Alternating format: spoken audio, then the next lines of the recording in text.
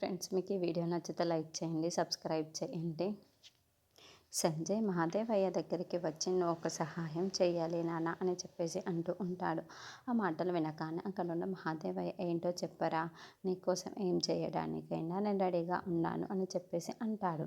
ఇంతలో అక్కడున్న సంజయ్ మాత్రం తన దగ్గర ఉన్న కత్తిని తీసి నాకు నీ ప్రాణం కావాలి నాన్న అని చెప్పేసి అంటాడు.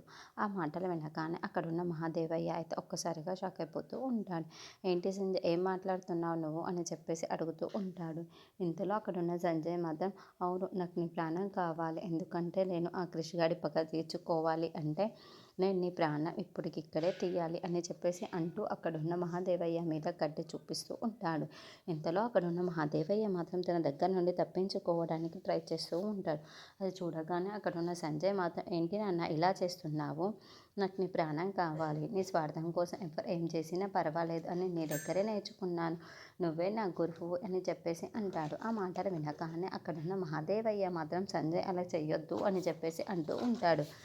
ఇంతలో అక్కడున్న సంజయ్ మాత్రం లేదు లేదు, ఇప్పుడు నాకు నీ ప్రాణం కావాల్సిందే అని చెప్పేసి తన కడుపులో పొడిచేస్తూ ఉంటాడు. అది చూడగానే ఇంట్లో ఉన్న వాళ్ళందరూ ఒక్కసారిగా షాక్ అయిపోతూ ఉంటారు.